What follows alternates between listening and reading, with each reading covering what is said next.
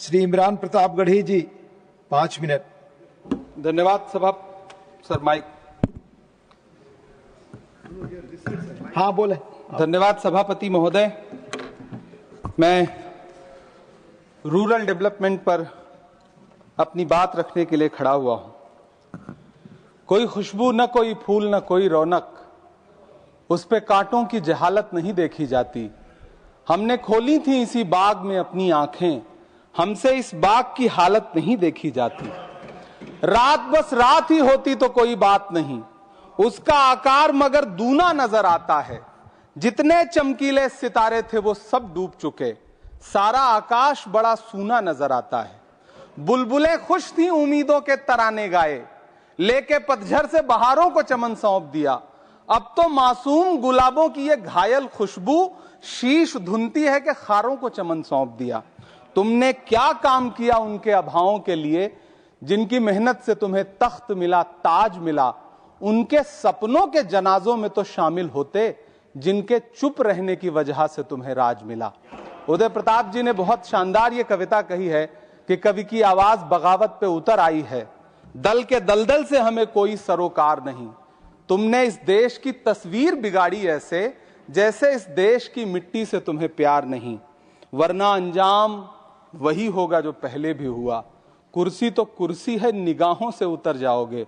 मौत आनी है जब आएगी तुम्हारी खातिर, मौत से पहले बहुत पहले ही मर जाओगे।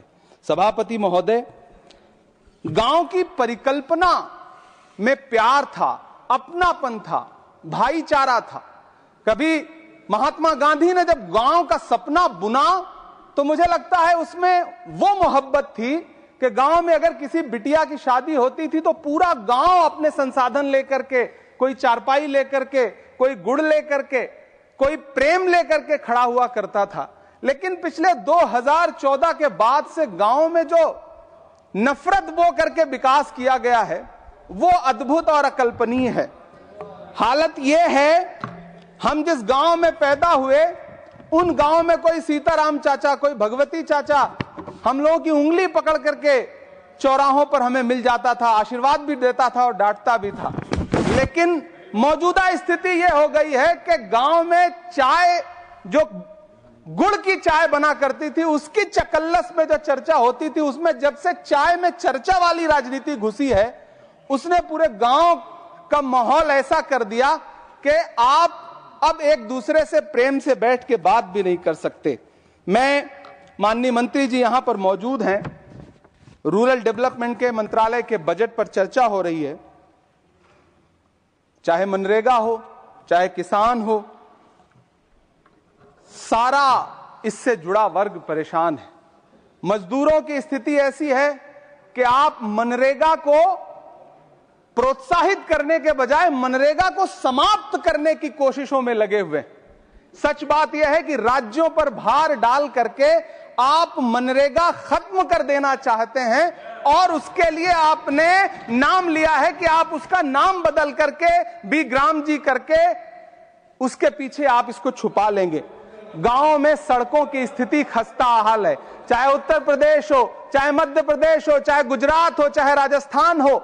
गांव में सड़कों की स्थिति ऐसी है कि किसी गर्भवती महिला को अगर अस्पताल ले जाना हो तो सड़कें ऐसी हैं कि उन पे चलने वाले वाहन शायद अस्पताल तक महिलाएं पहुंच भी नहीं पाती हैं, उनका प्रसव रास्ते में ही हो जाता है।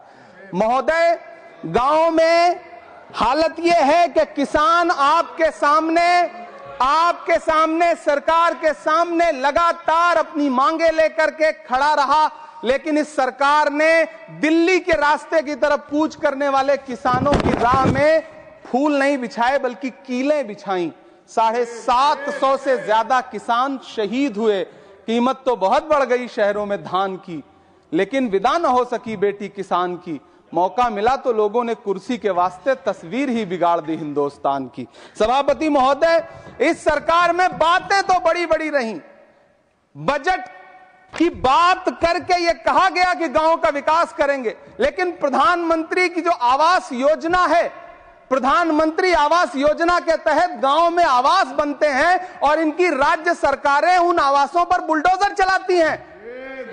ऐसे कई मामले अलग अलग अलग राज्यों में देश के सामने हैं। आप कहेंगे तो मैं पटल पर रख दूंगा, अभी हां पटल पर रख दूंगा, ऑथेंटिकेट कर दूंगा। महोदय, जब पीएम आवास योजना के तहत बनने वाले घरों पर बुलडोजर चलेंगे तो आप गांव के कौन से विकास की परिकल्पना कर रहे हैं?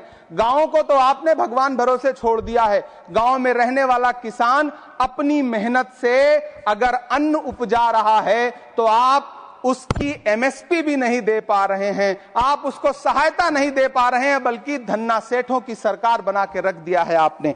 महोदय, मैं जानता हूं मेरा समय समाप्त होने वाला है, लेकिन एक मिनट मुझे कंक्लूड करने दें, मुझे कंक्लूड करने। सर, हमारी आंखों में तो ऐसे गांव के सपने थे कि जहां रहने वाले ग्रामीण अंचल के लोग शहरों की तरफ पलायन ना करें, ऐसा सपना हम देखा करते थे। लेकिन गांव में डेवलपमेंट के नाम पे इस सरकार ने मूलभूत सुविधाओं से भी गांव को वंचित रखा हुआ है, जिसकी वजह से गांव पलायन करके शहर की तरफ भाग रहे हैं और गांव के गांव खाली होते जा रहे हैं।